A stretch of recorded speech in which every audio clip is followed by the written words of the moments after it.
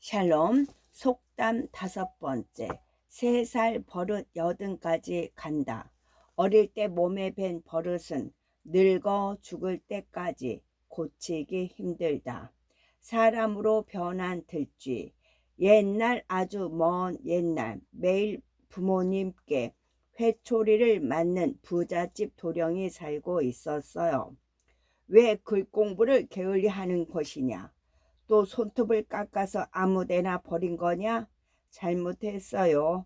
매일 혼이 나도 도령은 못된 버릇을 쉽게 고칠 수 없었어요. 결국 부모님은 도령을 깊은 산속에 보내 스님에게 공부를 배우게 했지요. 하루가 다르게 글재주도 늘고 철이 든 도령은 오랜만에 부모님을 뵈러 집에 내려가기로 했어요. 그런데 세상에 이런 일이 있을 수 있나요? 아버님, 어머님, 소자가 돌아왔습니다.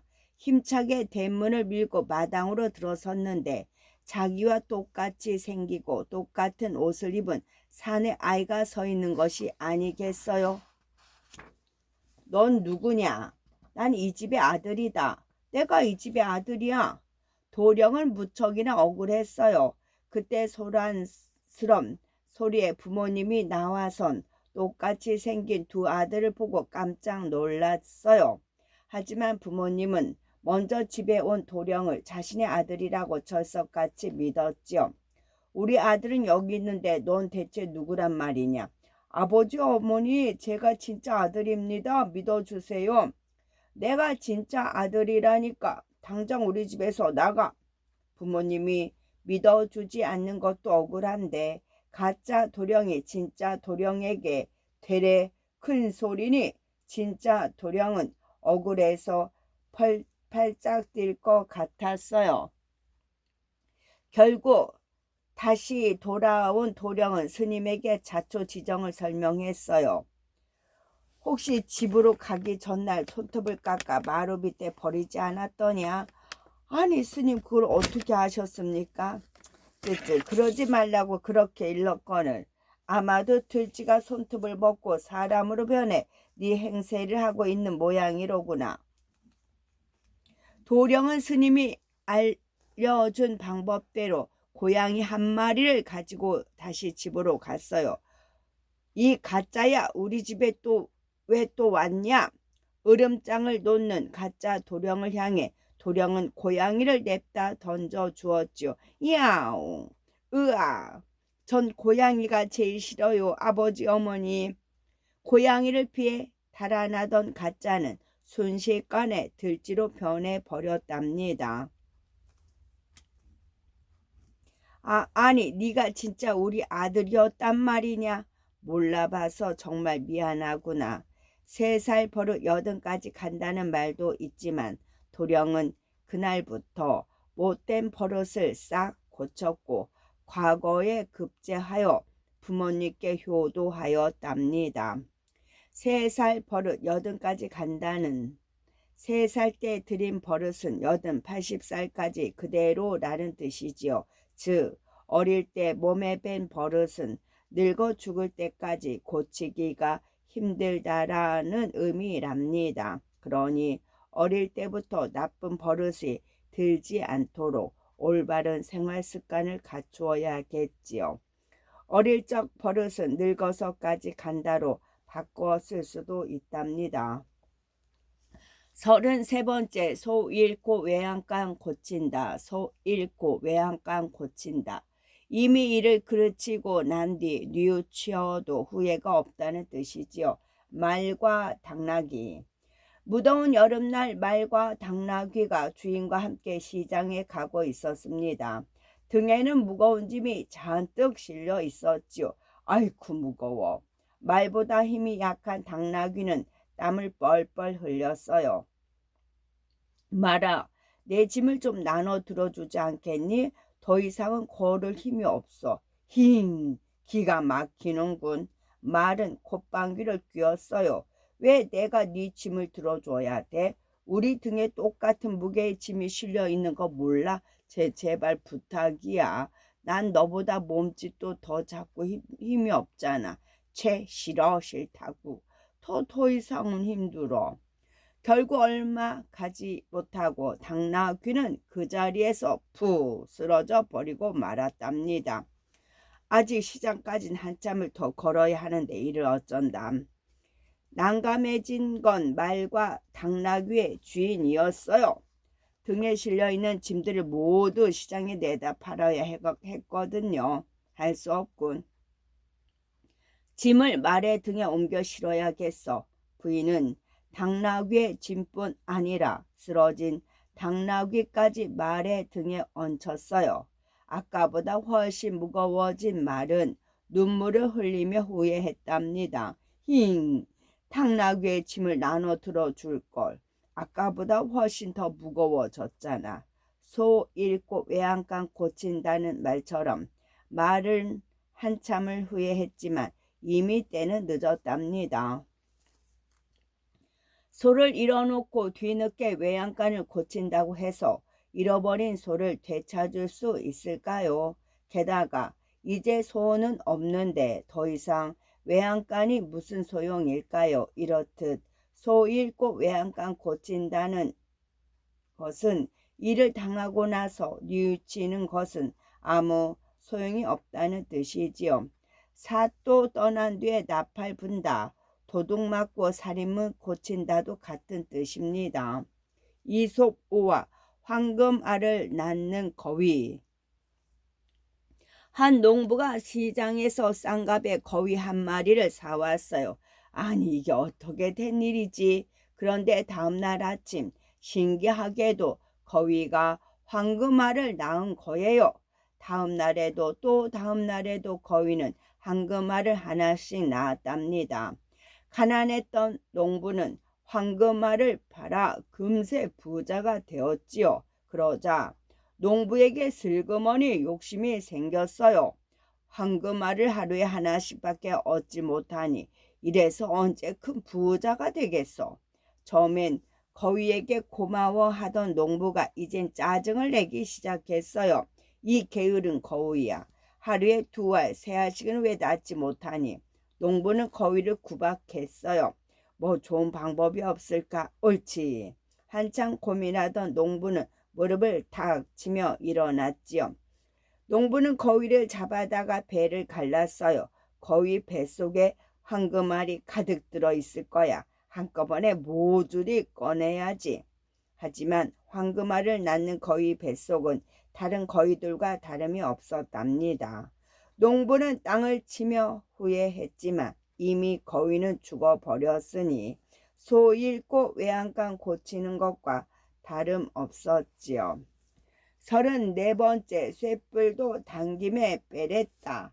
쇠뿔도 단김에 빼랬다. 어떤 일을 하려고 생각하였으면 망설이지 말고 곧 행동으로 옮기라는 뜻이지요. 해와 바람. 어느 날 바람이 해를 찾아와 의시됐어요. 네가 아무리 힘이 세다 한들 나를 이기지 못할걸. 나는 이 세상에서 가장 힘이 세다고. 그래? 해는 웃기만 했어요. 내가 한번 콧바람을 불면 세상 모든 것들이 모조리 날아가 버리지. 다들 나한테 쩔쩔맨다고. 그렇다면 우리 누가 더 힘이 센지 내기 한번 해볼까? 내기라고? 내기라면 자신이 있지. 바람이 해를 비웃으며 말했어요. 쇠뿔도 당김에 빼랬다고. 지금 당장 내기를 하는 게 어때? 저기 들판을 걸어가는 나그네가 보이지? 응, 보이는구나. 저 나그네의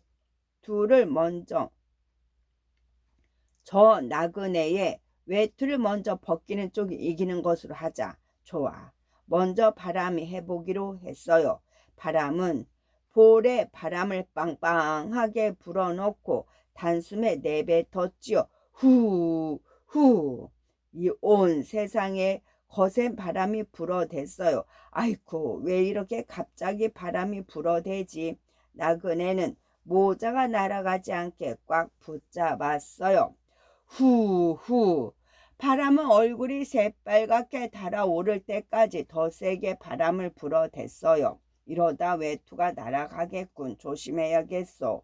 나그네는 옷깃을 더욱 강하게 여몄답니다. 헤헤, 더 이상은 힘들어. 바람이 포기하자 이번엔 해가 나섰어요. 해는 힘을 주어 온몸을 더 불타오르게 했어요. 쨍쨍. 해가 뜨겁게 내리쬐자 나그네는 손수건을 꺼내 이마에 땀을 닦았지요. 오늘 날씨는 참 희한하구먼. 어휴 더워. 해는 더더욱 온몸에 힘을 주었지요. 나그네가 모자를 벗어 부채질을 하자 해는 다시 한 번 있는 힘을 빛을 내리쪼았어요. 이거 더워서 안 되겠구먼. 나그네는 결국 외투를 벗어 버렸답니다. 바람아 보았니? 힘이 세다고 잘난 체하면 안 돼. 바람은 부끄러워서 멀리 달아나 버렸답니다. 소의 뿔은 전통적으로 활이나 악기, 놀이개 등을 만드는 데 쓰였어요. 그래서 소가 어느 정도 자라면 머리에 단단히 박힌 뿔을 뽑아야 했는데 그러려면 열을 가해서 잘 달군 다음 흐물흐물해졌을 때 순식간에 빼야만 했어요. 때를 놓치면 소만 아프게 하고 잘 빠지지 않거든요. 이렇듯 무슨 일이든 하려고 마음 먹으면 망설이지 말고 곧바로 해야 한다는 의미로 쇠뿔도 단김에 빼랬다라는 속담이 사용됐습니다. 단김에 솥불 빼듯 또 바꿔 쓸 수가 있지요. 35번째 식은죽 먹기. 어떤 일이 아주 하기 쉽다는 말이 식은죽 먹기. 고집센 할아버지와 할머니. 옛날 어느 마을에 할아버지 할머니가 살고 있었죠. 그 둘은 평소엔 사이가 무척 좋았지만 둘 다 고집이 어마어마하게 세서 사소한 일이 자주 큰 싸움으로 번지곤 하였답니다.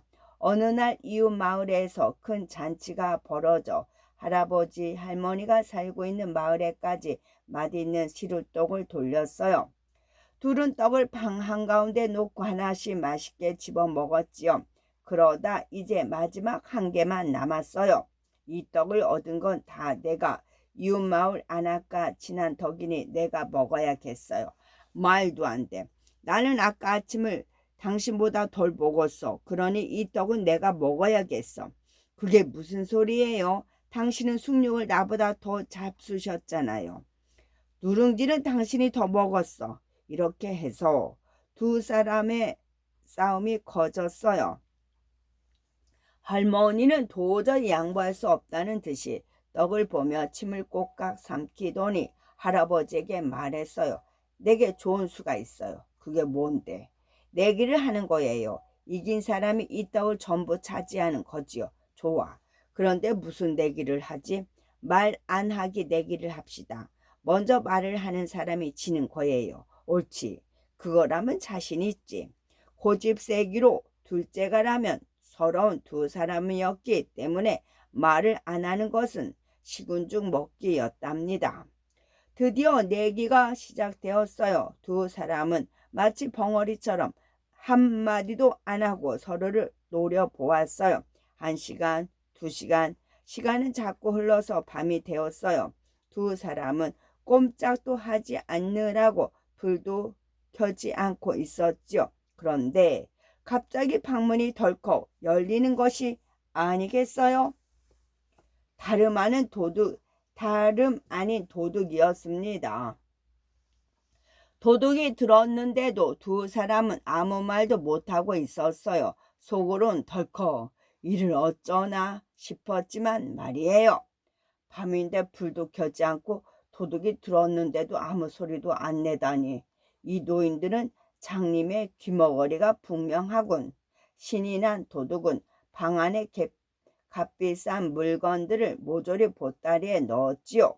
방 안의 모든 물건을 훔친 도둑은 콧노래까지 부르며 떠났답니다. 그제야 더 이상 화를 참을 수 없게 된 할머니가 소리를 질렀어요. 이 망할 영감아, 당신 때문에 모조리 도둑 맞았잖아. 그러자 할아버지가 떡을 집으며 신이 나서 말했답니다. 내가 이겼으니 이 떡은 내 떡이요. 뜨거운 죽은 너무 빨리 먹으면 혀를 댈 수 있기 때문에 먹기가 쉽지 않아요. 하지만 이미 식은 죽은 뜨겁지도 않고 소화도 잘 되어 먹기가 쉽지요. 이렇듯 무슨 일을 힘들이지 않고 쉽게 할 때 식은 죽 먹기라고 한답니다. 36번째. 아니 땐 굴뚝에 연기 나랴. 반드시 원인이 있어야 결과가 생긴다. 복 타러 간 총각. 난 왜 이리 복이 없을까? 총각은 한숨을 푹 내쉬었어요. 부모 형제는 모두 일찍 돌아가셨지.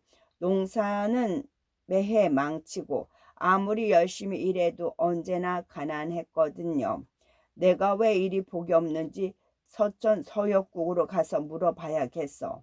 총각은 서둘러 길을 떠났어요. 날이 저물어 총각은 아리따운 처녀가 혼자 사는 집에 묵게 되었습니다. 서천 서역국에 가신다고요? 그럼 저는 왜 이렇게 불행한지 물어봐 주세요.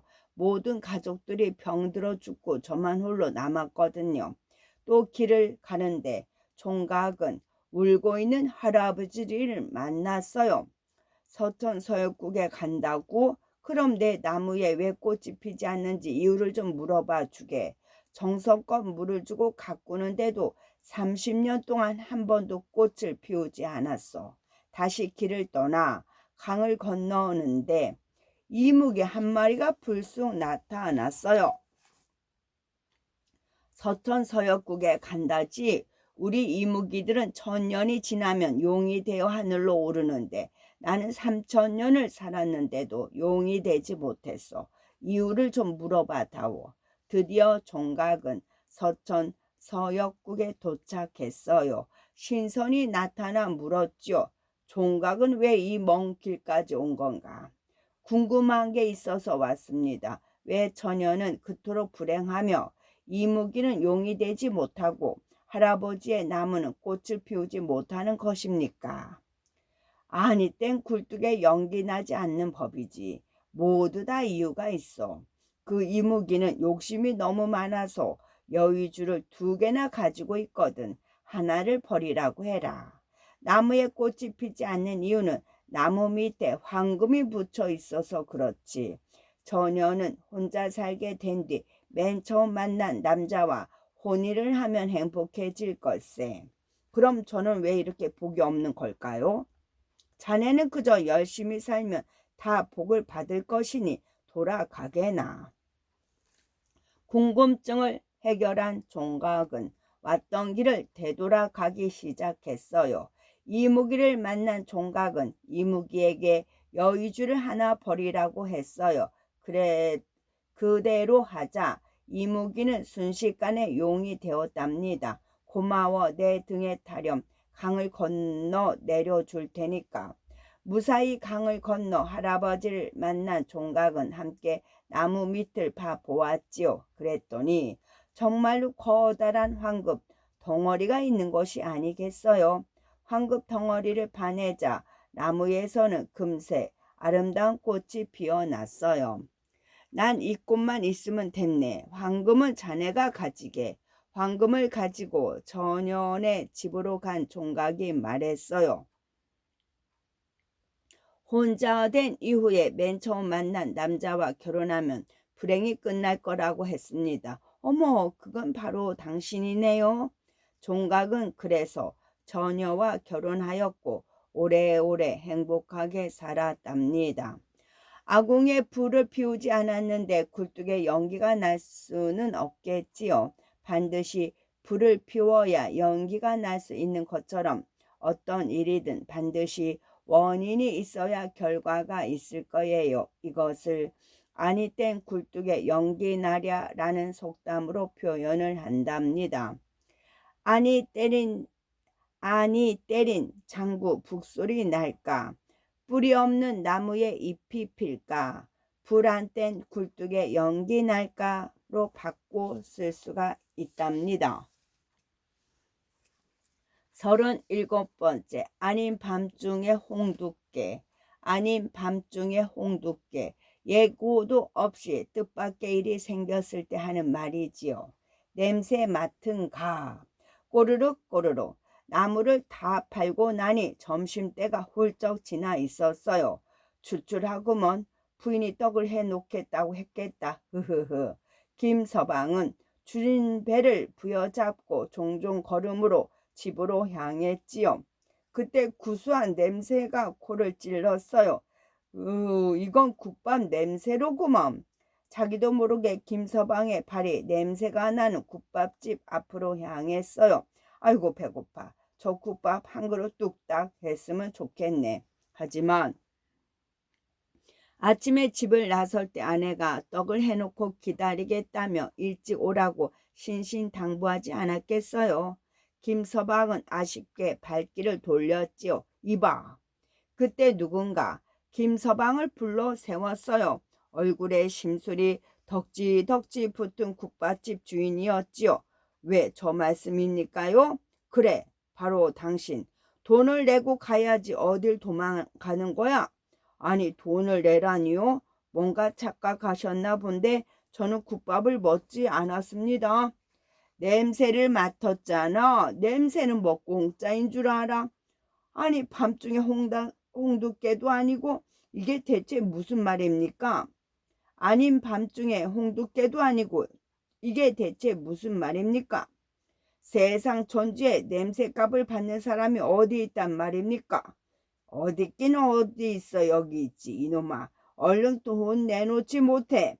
옥신각신하던 두 사람은 결국 사또에게 판결을 내려달라고 찾아갔어요. 어떻게 해결한다? 사또는 잠시 고민하더니 이런 판결을 내렸답니다. 이 일은 분명 김서방이 잘못했도다. 예? 김서방의 얼굴이 파랗게 질렸어요. 그럼 그렇지. 반대로 국밥집 주인은 무척이나 신이 난 표정이었지요. 냄새를 맡았으면 돈을 내야지 왜 내지 않는단 말이냐. 사또님 억울합니다. 어허, 내 판결을 거역하겠단 말인가. 그건 아니지만. 그럼 당장 김서방은 주머니에서 돈을 꺼내서 국밥집 주인의 귀에 짤랑거리는 돈소리를 들려주도록 해라. 예? 이건 또 무슨 소릴까요? 먹지도 않은 냄새 맡은 값을 달라니 엽전의 소리만 들려주면 될 것이 아닌가. 그제야 김서방은 무릎을 탁 쳤어요. 그야말로 훌륭한 판결이었지요. 엽전을 꺼낸 김서방은 울상이 된 국밥집 심술장이의 귀에 짤랑거리는 돈소리를 실컷 들려주었답니다. 홍두깨는 빨아놓은 옷감을 편편하게 다름질할 때 쓰는 도구로 나무 방망이 모양을 하고 있어요. 한밤중에 조용히 잠을 자고 있는데 누군가 갑자기 홍두깨를 두드리면 얼마나 깜짝 놀랄까요? 이처럼 갑자기 상상도 못할 일을 당하거나 엉뚱한 말을 해서 어리둥절할 때 아닌 밤중에 홍두깨라고 말한답니다. 38번째. 어물전 망신은 꼴뚜기가 시킨다. 어물전 망신은 꼴뚜기가 시킨다. 못난 사람일수록 그와 같이 있는 동료를 망신시킨다는 말이지요. 미운 오리 새끼. 엄마 오리는 알을 품으며 귀여운 아기 오리들이 나오기를 기다리고 있었어요. 파사삭 파사삭. 마침내 알이 차례차례 갈라지더니 그토록 기다렸던 아기 오리들이 태어났지요. 하지만 가장 크고 못생긴 알은 아직 깨어날 생각을 하지 않았지요. 엄마 오리는 이상하다고 생각하며 계속해서 알을 품어주었지요. 며칠이 지나고 드디어 크고 못생긴 알도 깨지더니 막내 아기 오리가 태어났어요. 어머나 세상에. 엄마 오리는 깜짝 놀랐어요. 귀여운 다른 오리들과 달리 막내는 너무나 못생긴 거예요. 막내 아기 오리는 커 갈수록 다른 오리들에게 놀림을 받았어요. 넌 왜 그렇게 크고 우락부락하게 생겼니? 어물전 망신은 꼴뚜기가 시킨다더니 넌 우리 오리들의 망신이야. 못생긴 아기 오리는 눈물을 흘렸어요. 나는 왜 다른 형제들과 다르게 생긴 걸까?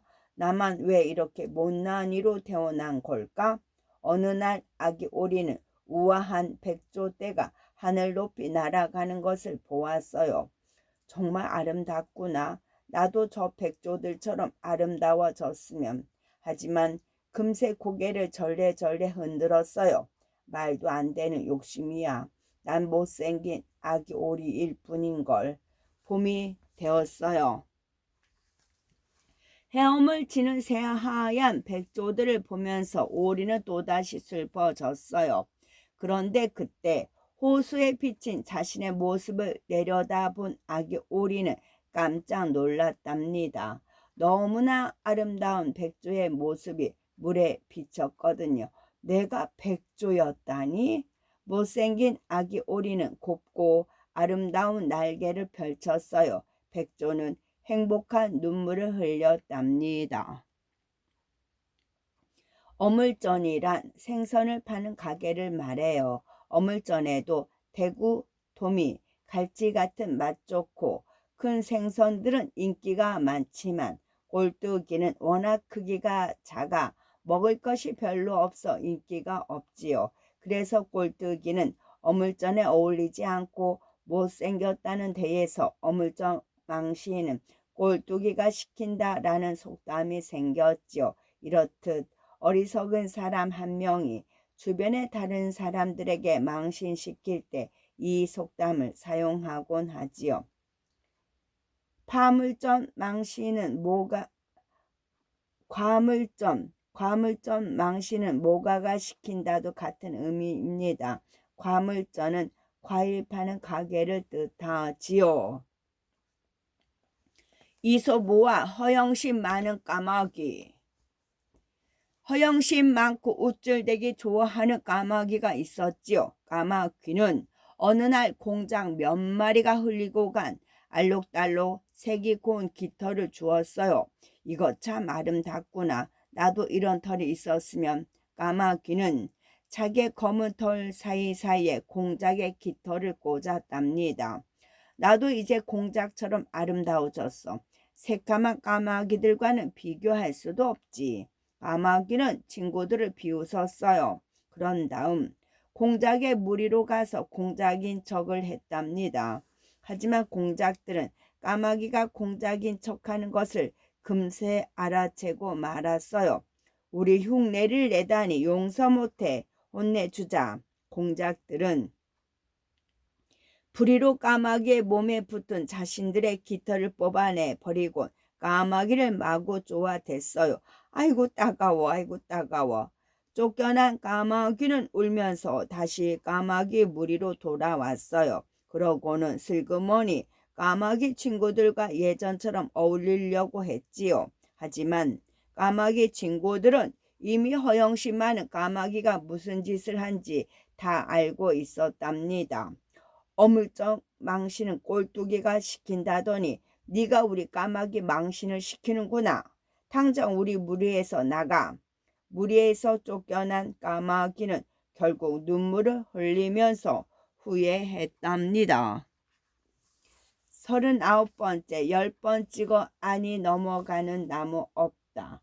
10번 찍어 안이 넘어가는 나무 없다. 여러 번 계속해서 애쓰면 어떤 일이라도 이룰 수 있다. 노인과 바다.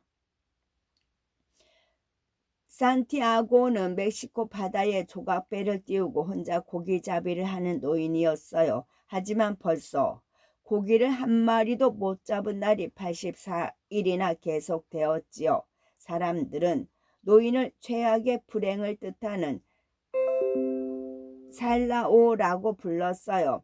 점 40일은 한 소년이 노인의 배에 함께 탔어요. 소년은 노인을 존경했고 좋아했지만 소년의 부모는 소년이 다른 배에 타길 바랬어요. 그래서 소년은 더 이상 노인과 함께 할 수 없었어요. 대신 소년은 노인의 식사를 챙겨주고 미끼로 쓸 정어리를 사다 주었으며 이야기 상대가 되어 주었답니다. 드디어 고기를 한 마리도 잡지 못한 지 85일째 되는 날이었지요. 산티아고는 고기를 잡기 위해 먼 바다로 나갔어요. 오늘은 무슨 일이 있어도 꼭 고기를 잡아야지. 바로 그때였어요. 마침내 아주 큰 물고기가 노인의 낚시 바늘을 물었어요. 그것은 노인이 오랫동안 꼭 한번 잡고 싶어 하던 큰 물고기였습니다. 그 애가 같이 있었으면 얼마나 좋았을까. 나를 도와주기도 하고 이 근사한 광경을 구경할 수도 있었을 텐데 노인은 소년과 함께하지 못하는 것을 아쉬워했어요. 며칠 동안 사투를 벌였지만 물고기는 몹시 힘이 세서 쉽사리 끌려오지 않았죠. 노인은 그새 아무것도 먹지 못해 몹시 배가 고프고 추웠습니다. 그리고 태양 아래서 끊임없이 물고기와 싸움을 하는 바람에 어질어질했어요. 손과 등은 긁혀서 피가 났고요. 며칠이 지나고 결국 노인은 그 고기를 잡는 데 성공했어요. 고기는 노인의 조각배보다 3배나 길었지요. 하지만 그것으로 끝이 아니었습니다. 물고기의 피냄새를 맡고 상어떼들이 몰려온 것이었습니다. 이미 지칠 대로 지친 노인은 다시 온 힘을 다해서 상어떼들과 맞서 싸웠지만 결국 상어들은 노인이 잡은 고기의 살을 다 먹어치워 버렸어요.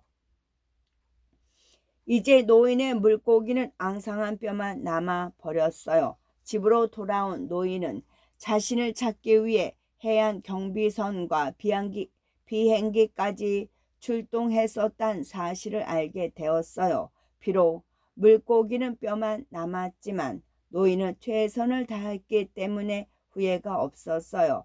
이웃 사람들은 아침에 배에 메어져 있는 거대한 물고기를 보면서 감탄했답니다. 10번 치고 안이 넘어가는 나무 없다더니 굉장한 고기야. 그렇게 큰 놈은 지금껏 본 일이 없는걸. 노인이 죽은 줄로만 알았던 소녀는 눈물을 터뜨리고 말았어요. 앞으로는 할아버지와 함께 배를 타겠어요. 전 할아버지에게 배우고 싶은 게 너무 많아요. 그러려무나. 먹을 것을 가져다 드릴게요. 우선 눈을 좀 붙여야겠구나. 너무나 지친 노인은 깊은 잠에 빠져들었어요. 소녀는 꼼짝도 하지 않고 노인을 지켜보고 있었지요. 노인은 꿈에서 멋진 사자를 만났답니다.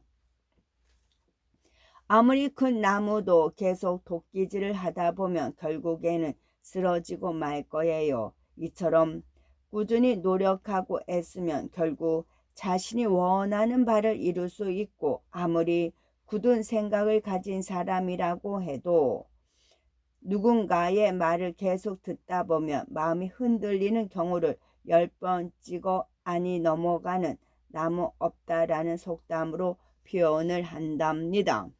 해밍웨이의 노인과 바다. 해밍웨이는 1899년 7월 21일 미국 시카고에서 태어났지요. 아버지는 스포츠를 좋아하는 의사였고 어머니는 음악을 사랑했기에 해밍웨이는 어릴 때부터 스포츠와 예술에 큰 관심을 보였습니다. 고교 시절에는 풋볼 선수로 활약하면서 소설이나 시를 쓰기도 했지요. 고등학교를 졸업한 뒤에 그는 신문사 기자로 일하다가 세계 1차 대전이 발발하자 군인으로 전쟁에 참가했습니다. 이후 1936년에 몹시도 사랑했던 나라 스페인이 내전에 벌어졌고 얼마 지나지 않아 또다시 세계 제2차 대전이 발발했어요. 해밍웨이는 이렇게 끔찍한 역사적 사건을 몸으로 겪으며 그 경험을 무기여 자리거라 누구를 위하여 종을 울리나 등에 담았고 큰 인기를 끌었답니다. 전쟁이 끝난 후 그는 아내와 함께 구입한 농장이 딸린 쿠바의 집으로 돌아가 그곳에서 진지하게 작품을 쓰기 시작했어요. 이때 쓴 작품이 바로 노인과 바다입니다. 이 소설은 세계 문학사에 깊이 남을 고전으로 해밍웨이의 가장 훌륭한 소설로 평가되고 있지요. 해밍웨이는 이 소설로 1953년에는 풀리처상을, 1954년에는 노벨 문학상을 받았습니다. 살리오는 최악의 불행이라고 불리던 노인은 배의 길이보다 3배나 큰 물고기를 잡는 데 성공하지만 결국 상어에게 고기를 모두 뜯어 먹히고 말아요. 하지만 노인은 최선을 다했기 때문에 자신이 결코 패배한 것이 아니라고 생각하지요. 작가는 이 소설을 통해 한 가지 일에 몰두하는 인간은 누구에게나 존경받을 수 있다는 교훈을 보여주고 있습니다. 끝.